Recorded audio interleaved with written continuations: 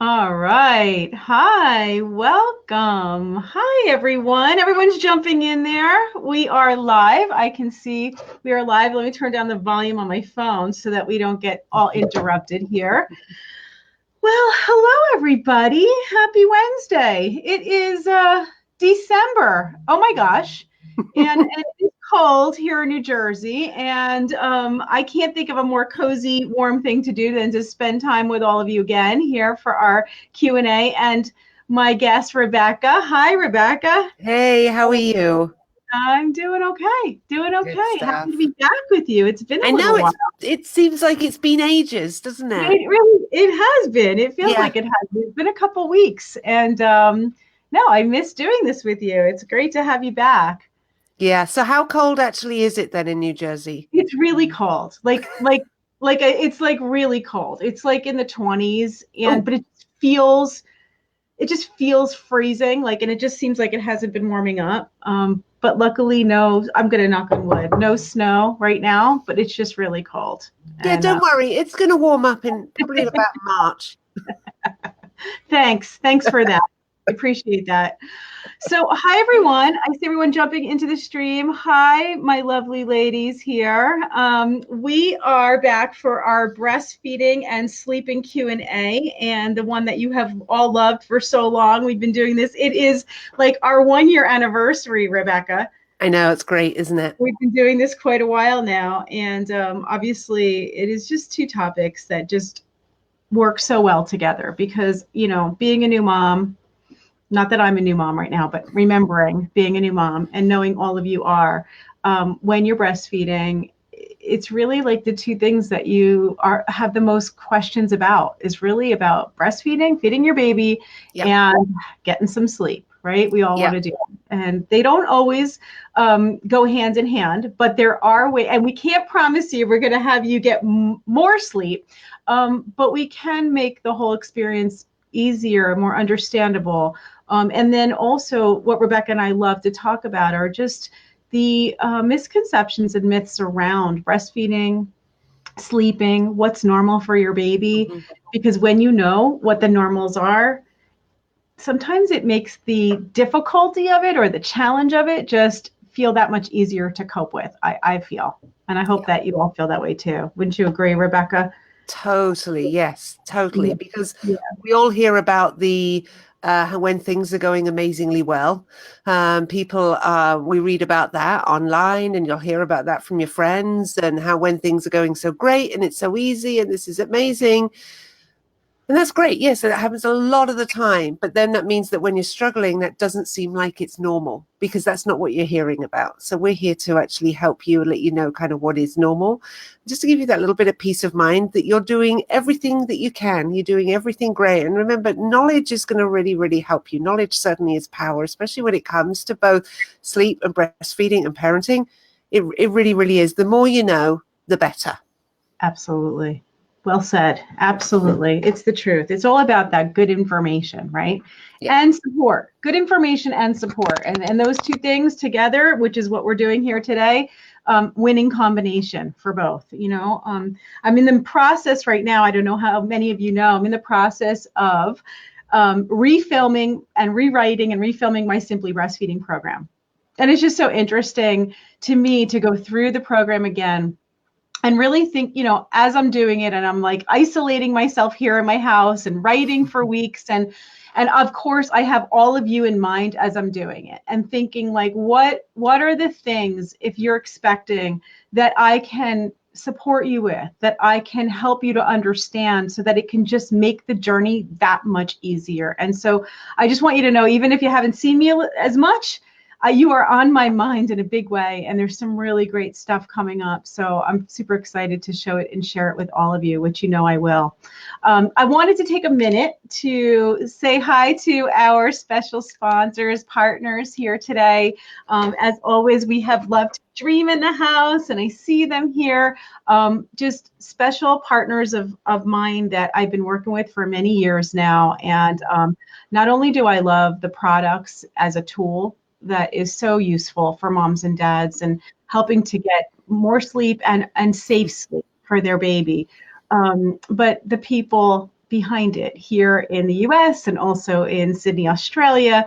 Just the most wonderful people who really care, like really care about providing you with the safest products and innovative products and products that work with your baby's natural needs and instincts and desire to be able to self-soothe and have their hands where they need them. And I know so many of you are huge fans of Love to Dream. And so if you are, and even if you want to be, if you haven't tried it yet and someone's going to get a chance to win, I want to hear from you here in the chat. Tell us about your experience. Let us know and give them some love while you have the opportunity. They're right here with us. And so give them some love and let them know how much these products have helped you with your baby and in your new parenting life, because I know you're all there feeling that, and so am I. So Love to Dream. The other sponsor we have and partner is Evenflo Feeding, which is just a long time partner of mine, and very special in that I've been involved with them, helping them to design great products, affordable products, useful products for moms and babies to help them breastfeed more successfully, including their advanced double electric pump, which I was involved in designing. And we're going to be getting prizes from both Evenflo and Love to Dream today. And we're going to do something a little different. Okay, I don't want anybody to have to wait to find out who wins. So by the end of the live stream today, I'm going to be announcing the winners here live during the live stream. Okay, so here's how you enter to win. Two things. One is you're going to comment here and tell me what you love about these two brands and products and why you'd love to win. So that can be done anytime during the live. And two, right now, as usual, I want you to go ahead and type the word baby here in the comments. All right. By typing the word baby, you're going to get a little instant message from me. You could type the word baby again, and that's going to give you all the links for today's show, including links to my class, links to Rebecca's Slumber Academy, links to Love to Dream, and everything else that you'll need so that you'll have that later. Okay. So go ahead and type the word baby, and then we'll be announcing winners later on in the live stream, in the Q&A. Okay. Does everybody understand that? Everybody typing. Okay, they're starting to type the word baby. Okay, good. I just had to move my cursor down because I couldn't see. All right, so we have questions, and those are all lined up for you, and we're going to answer a bunch of questions. But before we even got on live, I saw that Melinda was waiting for us here in the chat. She was like quick to get on, okay?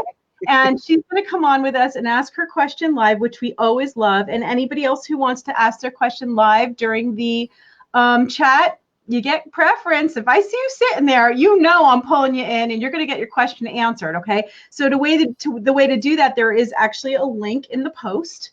I believe I put that in earlier so that you can all jump in. Okay. And if not, it's in your message that I sent you. So you can go ahead and follow that. So I'm going to bring Melinda in. Let's do that, Rebecca. Okay. Yeah, and great. Here we go.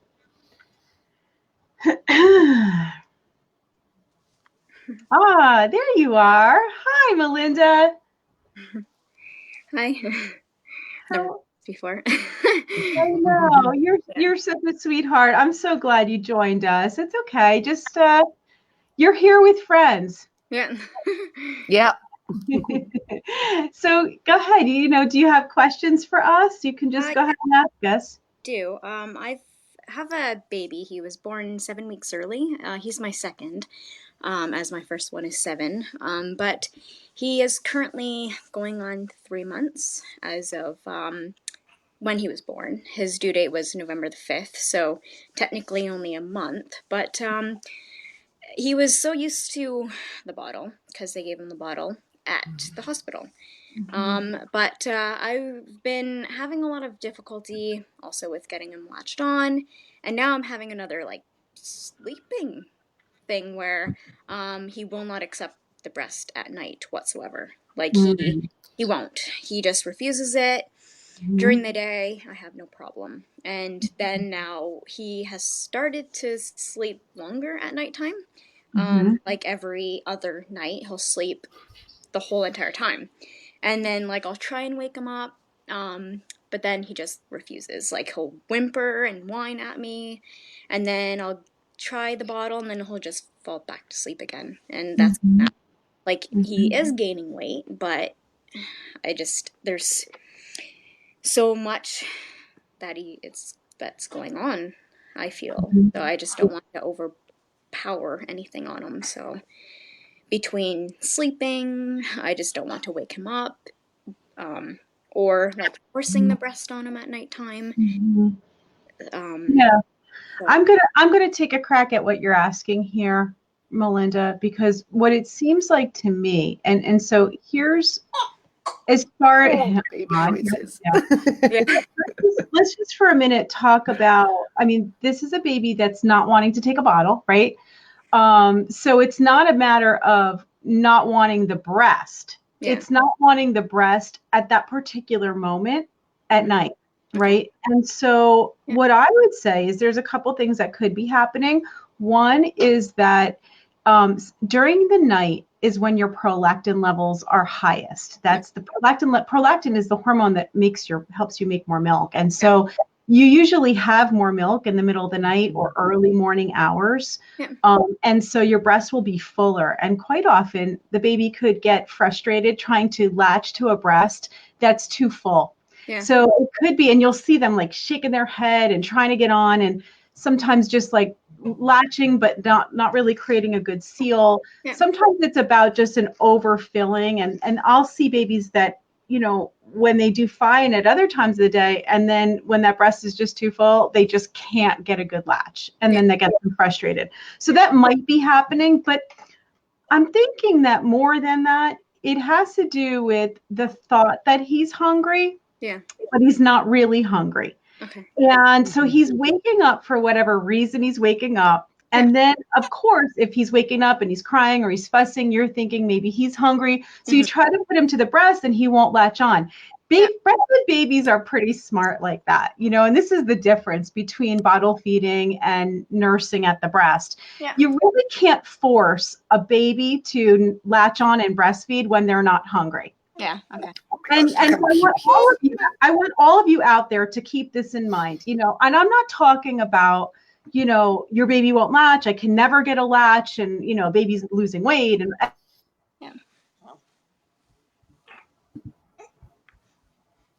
Oh, Shari, you're frozen. Am I frozen? Oh no, you're back now. Okay. Yay. All right, good.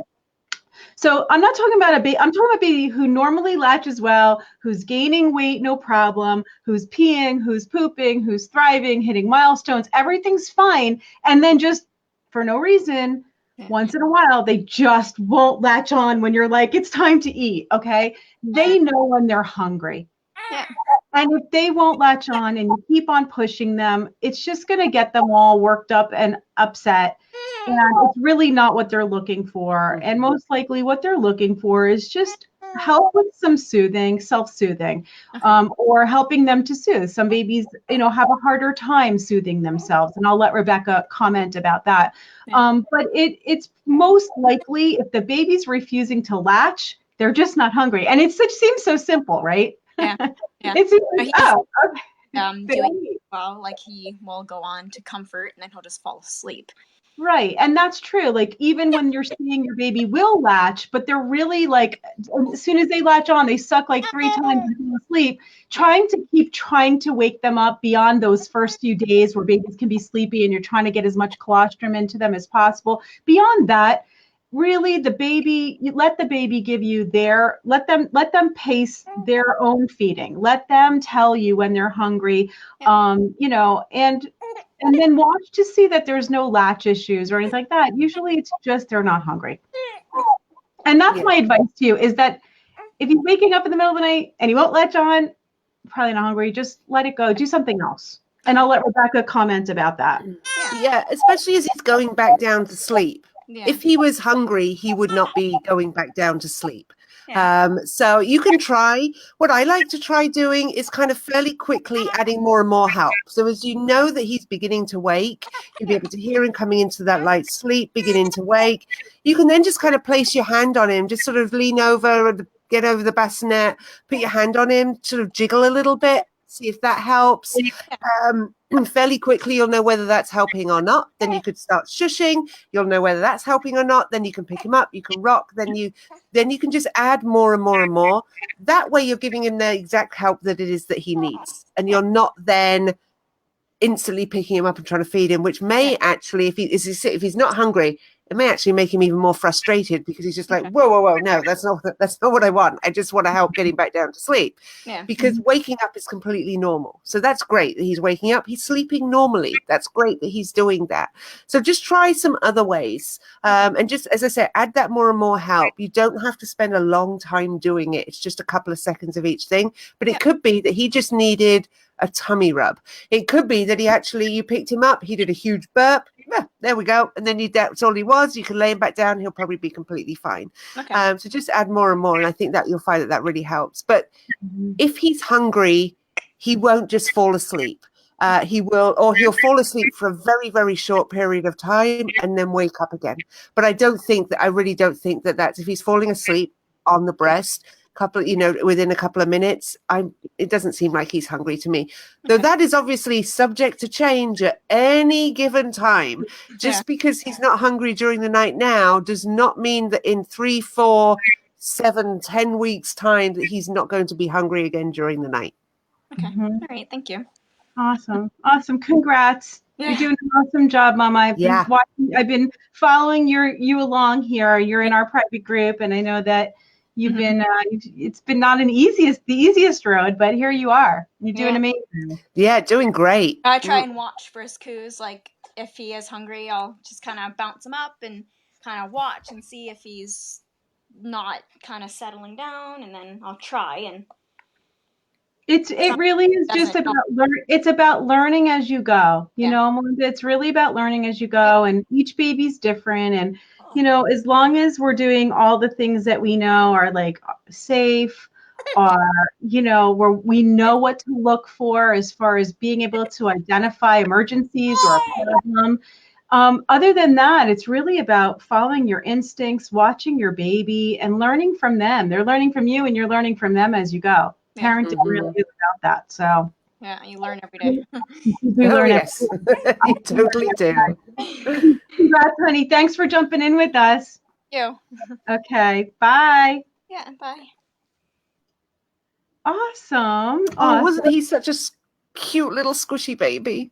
So cute. So cute. All right. Fantastic. Well, anybody else who wants to jump in and ask your question, that they were great questions, weren't they? Such great questions. Yeah. There's so many great things here going on. Okay. I wanted to talk a little bit before we get into the questions. It's been a little while since we went over some of these just standard things standard things about sleep. Yeah. And I know that there's some question here, and I even see some moms jumping into the chat here who've had some questions about our live stream. And I see that you're commenting and some other things going on, and it's totally fine. I would like to go back to a topic that we discussed, and we discuss this all the time, pretty much on every stream, about safe sleep practices. Oh, yeah. And just really talk about, because we know this is the most important thing, is making sure that our babies are safe and that there's no risks to them. We want to, there's, obviously we can never be 100%, perfect, okay? But we want to be as safe as possible. And the best way to do that is to know what are the most important things to do to keep your baby safe while they're sleeping. So let's go through that a little bit, because it really does cross over between sleep and breastfeeding. Totally. And, and we're talking about SIDS, and we're talking about suffocation and strangulation and things that happen while they're asleep. And, and you're a new mom or a new dad, and you're so tired that trying to figure all that out when you're when it's the middle of the night is really the wrong time to do it. We want to have that set up. We want to know these things before our babies come, so we're prepared with that newborn, which is really when they're in their most vulnerable state, and especially while we're breastfeeding. because we know there's a lot of interaction during the night. So Oh, God, yes. What can we do, Rebecca? Let's go through some of this because I think doing a refresher is great. This is something that we talk about every single time that we do this. In one way or another, we'll always talk about sleeping safely. It always comes up in a question somewhere. Oh, totally. Right? And we'll always talk about it, always. But yeah, having a little bit of a refresher, I think, is a really good idea. So one of the main things that we can do to have our child to be sleeping safely, and that's what we want. We want them to be sleeping in a safe environment, is that they're sleeping on a firm, separate surface from us. So we don't want them laying on a couch. Your crib, bassinet, that's going to come with a mattress, so you're going to buy a specific mattress for that, and that is going to be firm enough. If you're buying a proper mattress, it's going to be firm enough, and these surfaces do need to be firm. You also need to be laying your baby down on their back on this surface, so we're not putting them on their side, propping them up, or laying them on their tummy. No matter what happened with you when you were a child, and you may hear that from your family, your parents, your grandparents may say that, oh, well, you always slept on your tummy and you slept great. It increases the risk of SIDS, sleeping on the tummy. And so to decrease the risk of SIDS is sleeping on the back to sleep. Was a huge campaign that I think came out like in the 90s. And it has been really, really successful, really successful. So place your child on a firm surface. So not a couch, not on your bed, because your mattress is going to be far squishier than a crib mattress, bassinet mattress, and you're laying them on their back. If you actually read the proper guidelines, it does say that you shouldn't put them on a waterbed. Who has a waterbed anymore? I mean, it's not 70s, for goodness sake. I'm sure there are some people out there. And please comment if you know of anyone who has a waterbed, because I'm really interested in people who have waterbeds. But yeah, not on a waterbed. You want to have the space needs to be clear. So we need mattress, fitted sheet that fits the mattress and baby. That's it. That's what we want in there. We don't want any bumpers. There is suffocation risk. And then when your child actually gets older, it's a risk that your child can stand on that, push that down. That gives them a couple more inches where they could potentially get out of the crib. So we don't want her to have any bumpers in there. We don't want to have any stuffed animals for an infant. We're not going to have any pillows until the child is over a year old. And so you can have whatever your child is wearing. So that could be a swaddle, that could be a sleep sack, that could just be that they're in their PJs, whatever that is. Making sure that they're comfortable. So checking their temperature. We don't want them getting over it. We don't want them being too hot. We don't want them being too cold. One, nobody's sleeping great when they're too hot or they're too cold. And again, it increases that risk of SIDS with it being too hot. So you want to, the room needs to be between about 65 and 68, which is actually quite cool, but dress your child then accordingly. So just be mindful. So with the Love to Dream, we know this is what we always talk about. We're not sort of bundling up with layers and layers and layers as you do with some other swaddles. So you can be, that's going to one of the pieces, that's one of the parts about having a sleep suit or Love to Dream sleep sack that people don't realize. That's one of the big differences between that and a blanket, beyond the fact that it can unravel, that it can get over their head, that you're creating 4 or 5 layers at times, depending on how big that blanket is. Totally. And that's going to make them really, really warm. If they've got kind of PJs on and a little onesie on, PJs, you're wrapping them up, they're going to get really warm. So between 65 and 68 is actually a really, really good temperature for the bedroom, what you would be comfortable in. If you want to check your child's temperature during the night, don't check their hands or their forehead. The circulation is not great, and that's going to feel cool. Feel their chest, and that's going to give you a real good indication of what their temperature is. So if your hand's kind of normal temperature, feeling their chest is going to help you, because you may need to take some layers off. Remember, our body temperature drops as we sleep, and oftentimes our house temperature drops when we sleep. We'll have this. So that's something you do need to keep an eye on. Making sure, I say, that there's nothing in the crib. As your child is getting older, making sure there's nothing hanging over the crib either. So that may be like you having a mobile. That can be great for a newborn, but as your child is then getting to sitting, there then has that potential that they're going to get to standing and they could pull on something, and then they could pull on something, they could pull something down. Again, that's a risk. Look at your environment. So make sure that that crib or bassinet is not right next to, a window where you have really long curtains or blinds that have cords. Those are suffocation risks. So just really, really looking at that environment. And it goes, so we want our babies to be kind of really snug, and you'll maybe look online at cribs and things, and they'll look like they've got all the bumpers and the pillows and there's all these covers in, and you just think, oh my gosh, yes, that looks amazing, because you would probably love to sleep in there. It's not good for you. The way that you make them snug is what you dress them in. And so that's with their PJs, and that's with the swaddle or a sleep sack. It's what you dress them in that makes them snug. It really does. Another thing that can reduce the risk of SIDS is using a pacifier. Breastfeeding reduces the risk of SIDS as well. Not having anybody smoke near your baby is also going to reduce the risk of SIDS. Making sure that you are not drinking, taking any medication through the night, so that because you're not going to be as responsive as you should be during the night. When you're waking up, you will need to be kind of alert, even though you may not kind of feel it. But if you're taking some sleeping medication or you've been drinking, you're not going to be as alert during the night. That means then that when you're up with your baby, you're going to be more likely to fall asleep, maybe when they're in bed with you or they're on the couch. Those are that's not great. If you've been have been falling asleep, you're set up on the couch, you fall asleep, that's actually really, really dangerous. Incredibly dangerous for that to happen. Or if you're in a chair, you fall asleep feeding your child, it's really, really dangerous. So you just want to make sure that you're more alert during the night, even though it's miserable, but then you're going to be able to be able to put your child back down into their sleep space and know that they're safe. Yeah. So it's just all great. Thank you, Rebecca, for going through all that. It's really, I think it's important for us to review it, because totally, yeah, every once in a while, it's good to do. And I'll see, people talking and posting about, well, my baby doesn't sleep well on their back, so I've been putting them on their belly. And I don't think that they really realize that it's dangerous. This is not what we want to do. That's why we have things like swaddles to help babies self-soothe, to, have them be more comfortable, where in a way that we know is safer for them. And their back is one of those. It's just you definitely want to be putting them on their back, not on their belly. Totally.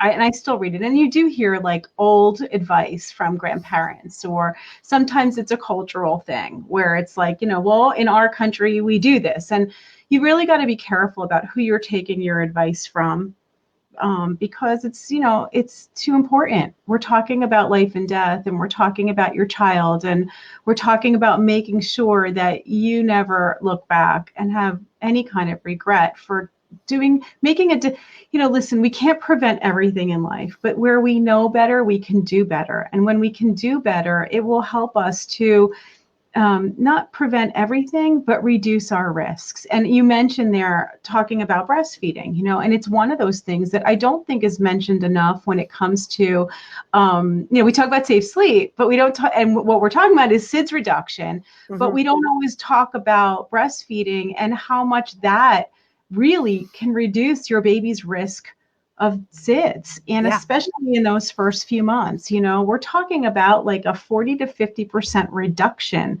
after breastfeeding for 2 months. We want to see longer breastfeeding, but any breastfeeding is going to help to reduce that baby's risk of SIDS. So it's not just exclusive. With exclusive breastfeeding, you are going to have a greater reduction. And so it's probably one of the most important ways, beyond all the other benefits of breastfeeding, that you could help to reduce their risks, but it's not talked about often enough. I think that so many times in the pediatrician's offices or in the obstetrician's offices or even in the hospital, they'll talk about back to sleep. They'll talk about, safe sleeping practices of no blankets and pillows in the bed, but they won't really emphasize one of the reasons why you want to try to provide breast milk to that baby.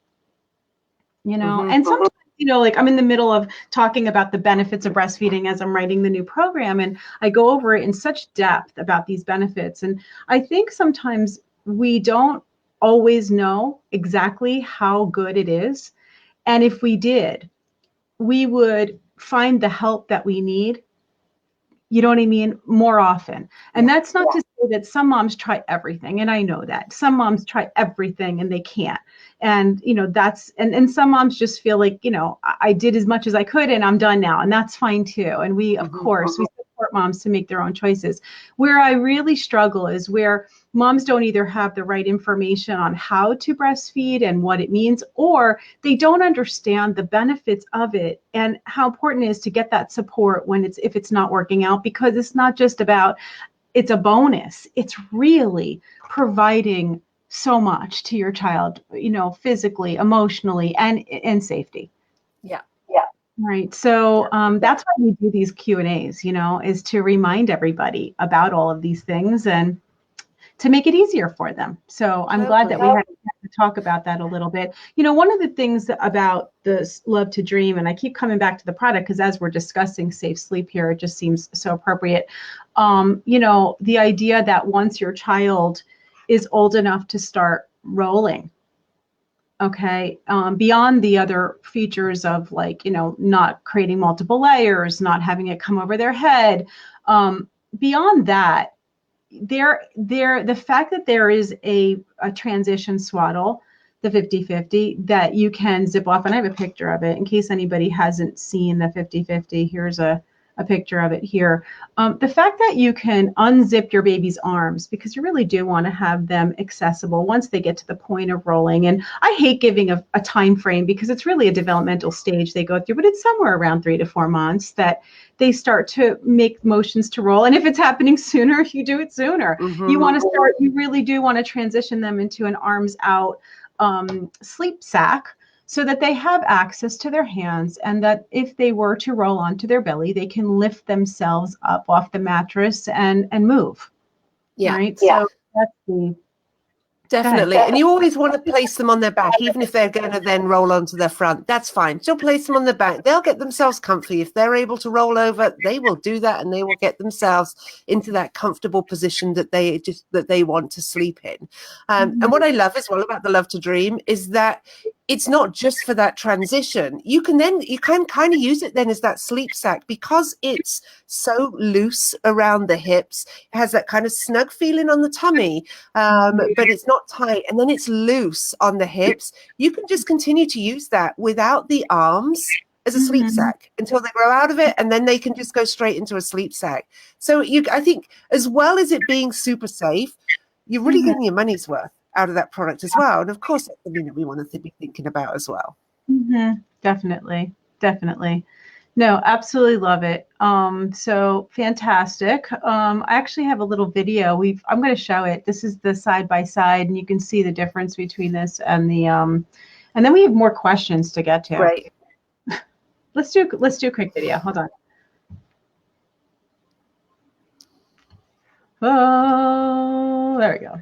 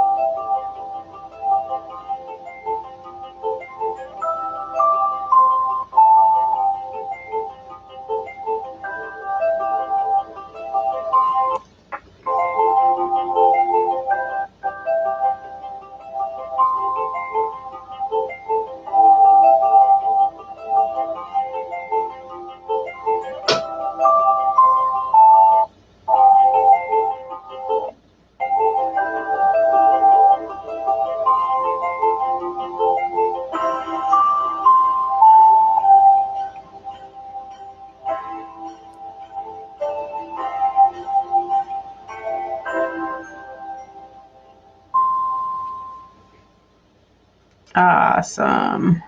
You know, like, if you look at that video, that side by side, it's really not even, it's not even in the same category as like a swaddle blanket. You Yeah. know, when you think about like arms down, pinned down to their sides, unable to not only bring hands to midline and soothe and bring to mouth, but also the idea that if they were to roll sooner than you even knew, like, because that's what babies do, right? They actually have the leverage to be able to put their hands to bring their face up off the mattress. And I think that's really an important point to make too, you know, is that you've got a more natural position that is similar to arms out, but Yeah.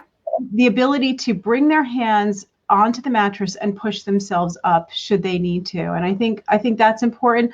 And also when it comes to breastfeeding, being able to identify those breastfeeding cues. And one of those cues is like them bringing their hands to their mouth, you know, and telling you that they're hungry, it's time to eat.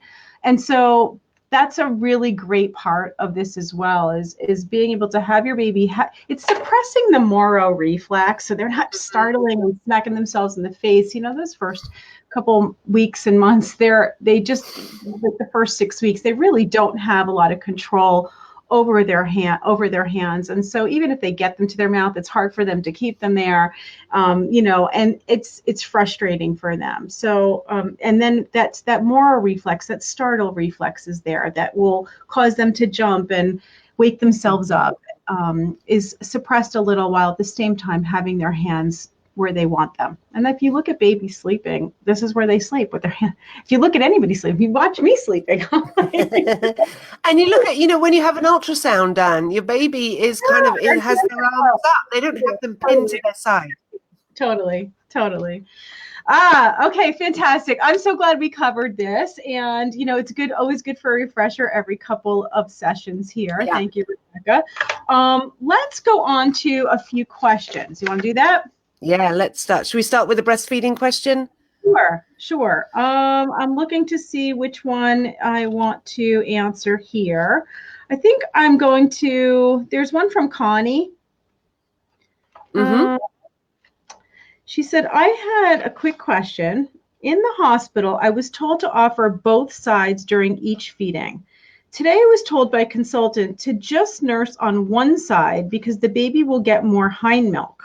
My little one is 8 weeks old, and I've been nursing 15 minutes on each side. She's very fussy and colicky. Should I continue to offer both sides or just one? Okay, so that's a good question. And like, why would you offer one breast versus both breasts? And when do you do that? It can be confusing because you'll hear, like she's hearing, different answers, right? Let's address, first of all, what is hind milk and foremilk. So what she's referring to is there is milk that comes out at the beginning of the feeding. It's called the foremilk. There's milk that comes out at the end of the feeding. It's called the hind milk. Typically, and this has to do with how full your breast is at the particular time of day or what week it is for you. If your breast is pretty full, it's going to have more watery milk in the beginning, and the fattier, more caloric milk is towards the end of the feeding. So that's where we think about foremilk and hind milk. Now, as the breast is less full, and could be just, you know, anytime after the first few weeks, your breast should be less full, or in those late afternoon day times or early evening times, your breasts tend to be a little less full, like dinner time, right? There's usually more. It's what we think of it like this. It's pretty much all hind milk. It's a high calorie, high fat milk when the breast is less full. So the answer to the question here is it really has to do with the situation that's going on. If the baby is having trouble gaining weight, and it has nothing to do with a milk supply issue, like you have lots of milk, okay, for any of you who are like, I have tons of milk, but the baby's not gaining, then yes, it could be that you're switching sides too soon. The baby is getting that watery foremilk, you're looking at the clock instead of the baby, and then the baby's being switched to the other side, getting a lot of water, they're peeing up a storm, but they're not gaining as much as we want to see them gain, okay? This too, if they get a lot of that watery foremilk, they can be colicky, they can be more gassy, they can be more uncomfortable because breast milk has 10 times the amount of lactose in it, the milk sugar, than cow's milk does. And what the baby needs is fat in order to really digest that lactose without upsetting their stomach. And so that's one of the signs. It's not the only sign of why they're crying or fussy, but it could be a sign that they're getting a lot of formilk. Also, green poops can be a sign that the baby's getting too much formilk. I would say that if your baby's gaining well and the breast is not that too full, then I would try to offer both sides at each session. I would try to do a little hand compression with the feeding, trying to get more of that hind milk out, and then offer the second side when you see that the feedings are starting to slow down, you're hearing less swallowing. Let the baby go to the other side and try to keep the breast stimulated evenly so that you're continuing to produce on both sides. If the consultant, and I'm assuming you mean a lactation consultant, told you to just nurse on one side to get more hind milk, maybe you're really overproducing. If you're overproducing, sometimes the recommendation is to stick to one side per feeding, do some more block feeding, allowing the breast to kind of come down in production. And maybe that's what she was trying to tell you. I don't know without more information. But for all of you, when you're thinking of should I nurse one side or the other, it all has to do with how full you are and how your baby's gaining weight. This is typically, formilk and hind milk is typically only an issue in those first few weeks when your breasts are more engorged. It's only an issue if your baby's not gaining weight and there's no milk supply issue. It can sometimes be an issue as a rebound from a growth spurt along the way, where you all of a sudden are feeding a lot because the baby's so hungry, and your body rebounds with almost engorgement again, where you're over full and maybe you do want to stick to one side. So there's a lot of answers to this question. It's more about understanding the physiology of what we're trying to accomplish than giving you a very specific direct answer to this, because each situation is going to be different. It's why I try to go into such detailed explanation about how your breast makes milk, about understanding lactose and understanding digestion and understanding weight gain, because these are the ways that you're going to be able to logically say, well, maybe this is what makes sense for me right now, because not always one answer. All right. So hope that made sense for you and that answered your question. I do have quite a bit of information through my courses on hind milk, formilk, growth spurts, and all these other things. So. And remember, for every woman, it's completely different. For every single mother out there, it's not as if when we're breastfeeding that we produce the exact same amount of milk. So therefore, we're not going to produce the exact same amount of formilk and hind milk. And so it's kind of, though your friend may be doing something one way, or you may have read that this should be, you're going to be formilk for this amount of minutes and then hind milk for this amount of minutes. You're completely unique, as is your child. And so it's kind of figuring out what's going on for you and your child and working with that as it is with everything. Yep. And I'm seeing Elizabeth just commented here saying, she's so glad the question was asked, that I answered a question she didn't even know she had. My little one is on the lower weight side. One of the greatest ways to try to see, is that possibly what it is? And I'm not saying, Elizabeth, that is what it is. And I'm not even saying that your baby needs to be gaining more just because they're on the lower weight side. That's a whole other question. But it's not always necessary. So, but I'm glad that helped you. We have somebody waiting here to ask a question. I have Sheena here in the chat. Hi, Sheena. We're going to bring you in now and let her ask her question live. Hold on one second. Here we go. Hi. Hi, how are you? Hi, I'm good. How are you? Good. What questions do you have for us? Can I actually ask like one sleep question and one breastfeeding question? Absolutely. Go for it. Okay. Let's see. So for the breastfeeding question, my daughter is almost 16 months and I'm still breastfeeding her and pumping. But lately, I think I'm getting like my 4th round of mastitis now, or like a plug duct. And so I'm kind of thinking about stopping. Like, what's the best way to wean her off of that? Because she still really wants to nurse. So I feel really bad Mhm. stopping, but I mean, this is like the fourth time. I'm kind of, Let it me ask hurts so you much. a question. So, Does, does the plug duct happen on one side mostly? I think last time and this time is the same side, and I can't remember the first and second time though. Okay. I'm just wondering Yeah. because sometimes we have one breast that tends to get more plug ducts than the other, tends to end up with mastitis, and it could be different things. It could just be the way your anatomy is on that side. It could be that that side makes more milk. It could be the like what side you sleep on at night that's putting pressure on that breast, or maybe that side's a little bit bigger and the bra is digging into you. Or maybe it's and I'm mentioning all these different things because these are the things that can cause it. Yeah. You carry your baby on one side more than the other, and you're not noticing that that's what's putting pressure on that breast tissue to cause that plug. And you're probably Okay. predisposed to it anyway, but if it's happening on one side versus both sides, it could be something physically that you're doing that's causing that to happen. And if it's not, and you're like, I'm not doing anything different, and actually that's the smaller side, and actually I sleep on my other side.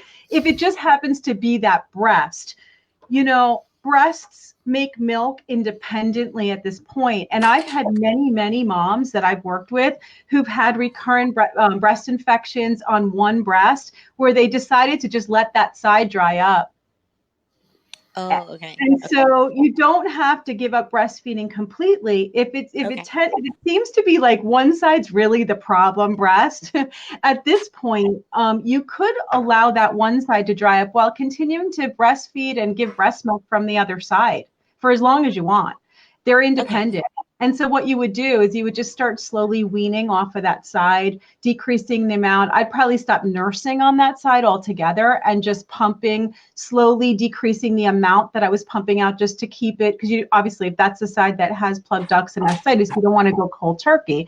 But using some cabbage leaves on it, slowly decreasing the amount you're pumping, and let that side dry up.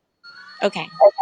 That might be a better solution to start with anyway. Mm-hmm. Even if you're not sure if the first two times that was the side, if you can identify that the last two times it's been on that one side, start thinking structurally, what am I doing that may be causing it? And then lastly, if you can't figure that out, maybe just stop one side before you stop all of it. Okay. Sounds good. Thank you. Yeah. And you had a sleep question as well? Yes. So for my sleep question, so she sleeps really long at night. She can sleep like 10, 11 hours, and then has her naps during the day.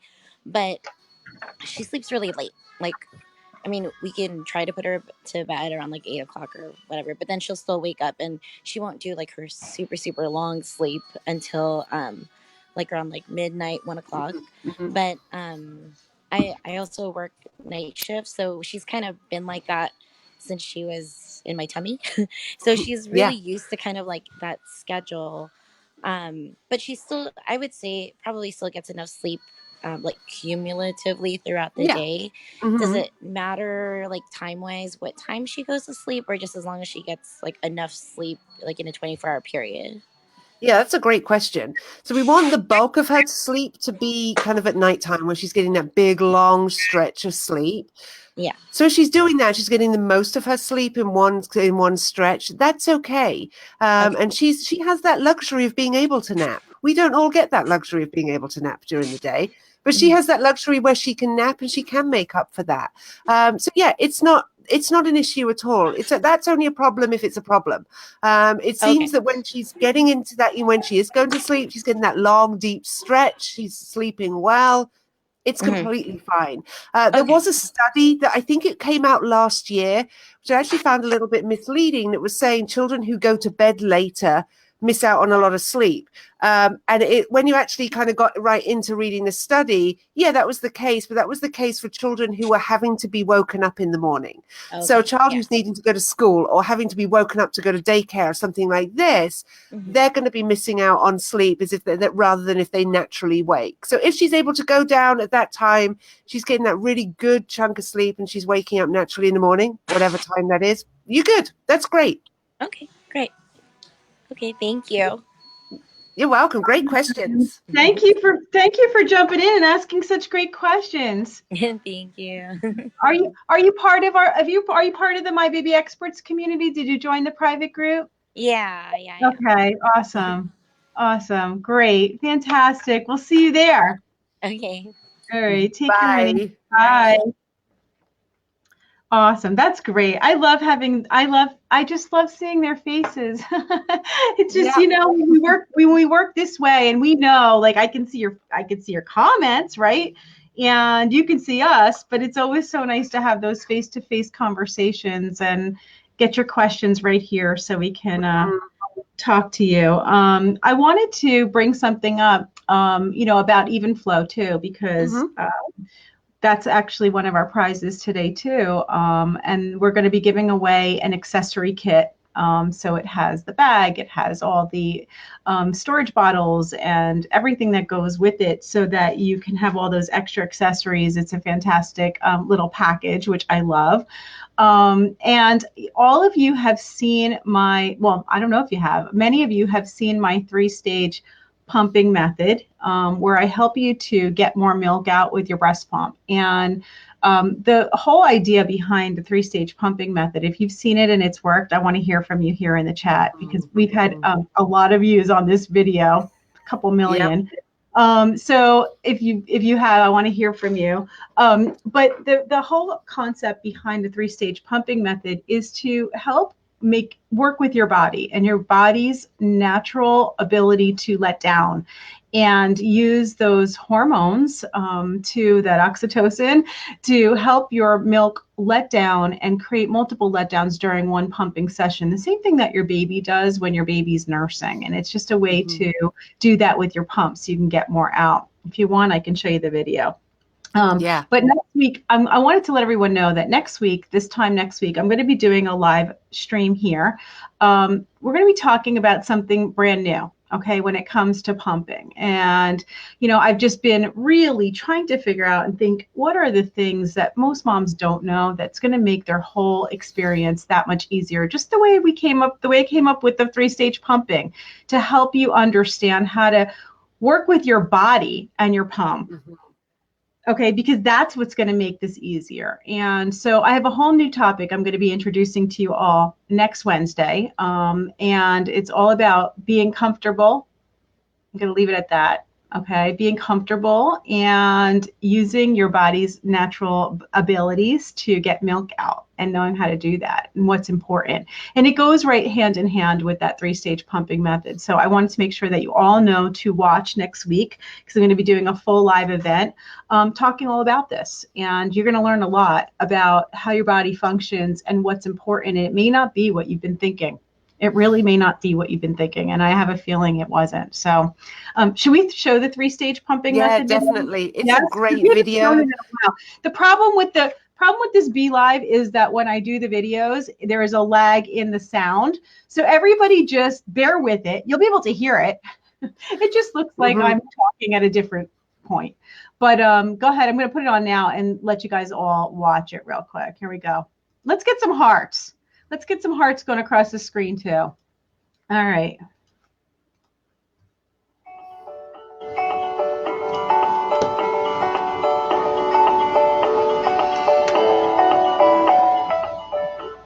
Breastfeeding moms know that pumping takes time and lots of commitment. I have a secret to share that's going to help you get a lot more milk in a lot less time.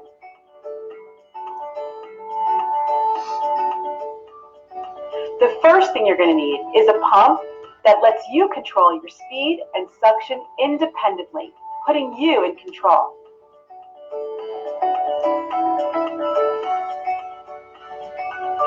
Start with the pump turned all the way up on speed and low down on suction.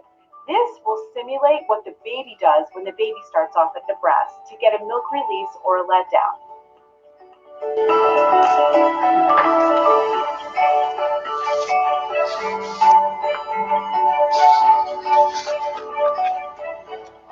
Once the milk starts coming out, what you're going to do with your dials is turn your speed down while turning your suction up enough to feel it and not feel pain.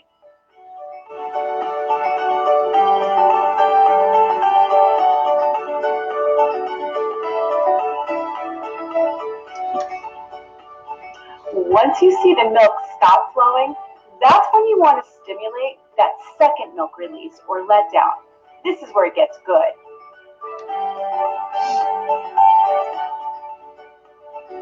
Turn your speed all the way back up again while leaving your suction exactly where it is.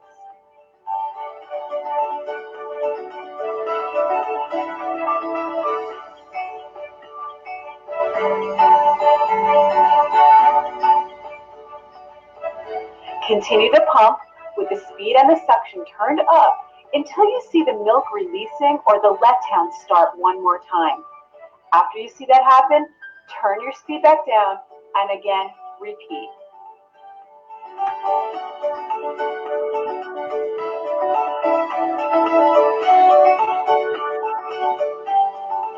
You can stimulate a second, a third, even a fourth release of milk.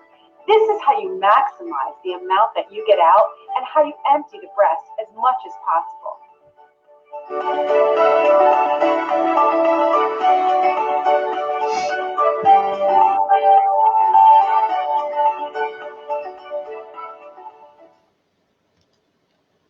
We haven't had a chance to play that one in a while, right? No, it's a good one. It's a good one. It's so simple, but it's just one of those things that it's not intuitive, you know, like you know why it's not intuitive, Rebecca? Your baby knows what to do. Yeah. Your baby's doing this while they're nursing. Okay. Your baby's doing that. But you don't really need to know that when you're nursing because your baby instinctively does it. When you're using your pump, you've got to be in control of it. And so these simple answers and understanding how the stimulation occurs. And I see someone saying here, why not high speed and high suction the entire time? And honestly, that's exactly what moms do. They'll just say, let's just turn it all the way up on both. And they're never going to get a letdown because what happened, you know, and we're going to talk about this next week because it has to do with pain. It has to do with stimulating the oxytocin release from the stimulation to the nipple, which is in a light, quick suction at the beginning. If you watch your baby's going to do that. It's not really hard sucking. It's fast, quick sucking, light sucking in the beginning. And then the second letdown is not going to happen the same way. The suction needs to stay up while that speed increases. So it's just the way that your body reacts. It's the way your body reacts. I wanted to say there's two more things to do. It's 1:59 right now, but I do have one question that I want Rebecca to answer for us in a topic we want to talk about, and then we still have winners to announce. So everybody stay tuned. Don't leave because I have winners for both the Love to Dream and the Evenflo that I'm going to be announcing right here live from today's show. Okay. But in the meantime, Rebecca, there was a question that came in from Jade, and she said, can you explain Dream Feed? Oh, yes, certainly can. Its purpose and its process. I've been trying it out, but I'm not sure if I'm executing it exactly. And I know there's a lot of misconception about what a dream feed is. Could you talk about that for a moment? It's really important. Uh-oh. Rebecca, you froze. Or did I freeze? Rebecca's frozen. I don't know what is going on here. We were going to talk about Dream Feed and Rebecca's frozen. Can you guys see me? Somebody tell me if you can still see me or if it's me that's frozen and Rebecca's actually talking. I can't tell. Can you guys see me? Rebecca looks like she's sleeping. Rebecca, I think you're going to have to log out and then log back in. And we may have to cover dream feeds for our next session. In the meantime, what I'm going to do here is I'm going to go ahead and announce our winners. And then when Rebecca comes back, hopefully she can answer this question for us. Let me go ahead and take her out of the feed. Here we go. Okay, so Rebecca has to sign back in because I think we lost Rebecca completely. All right, let's do this. Let's announce our winners. You can see me? Okay, great. Sorry about that, guys. I am going to announce our winners. So we have 2 winners today, one for Love to Dream and one for Evenflo Feeding. And the winner is for Love to Dream is Leanne Shamblin. Congratulations, Leanne. Let's get some congrats for Leanne and some hearts going across. She's the winner, and she's going to be able to have her choice of the Love to Dream Swaddle Up or the 50/50. And so I will, let's see this. How am I going to give you the link here? Let me just type the link in here. This is where you're going to go to claim your prize. Let me do this. My prize. It's really easy. Claim. Okay, this is the link in order to claim your prize. Can you see that here? Okay, my prize claim. Okay, so that's Leanne Shamblin. Congratulations, sweetheart. Congrats. And the winner for the Evenflo Feeding is Melena Meyer. Melena Meyer. Congrats, Melena. Okay, you are the winner. And so that is how you claim your prize here. And if you, we'll actually put the link up here in the post just so it's easier. If somebody could put it here in the chat too, maybe we can do that after the stream. It'll become a hyperlink. All right. But those are our winners today. And I hope you enjoyed our live stream, our breastfeeding and sleeping Q&A as much as we did. I wish Rebecca was here to say goodbye for me and for all of us, to all of us, and thank her for being here. So I'll just say, mwah, thank you, Rebecca. Thank you to Love to Dream, and thank you to Evenflo Feeding, and thank you especially to all of you, because we wouldn't have a show without all of you here, right? So I love you guys. Make sure that you're joining the My Baby Experts community, and keep posting, okay? And don't forget to join me next week, next Wednesday, same time, same place. It'll just be me here, but we're going to be talking about something really, really important when it comes to breastfeeding and pumping. You're going to love it, okay? All right? So I will see you all soon. Have a wonderful rest of your day, and kiss your babies. Mwah! Bye, everyone.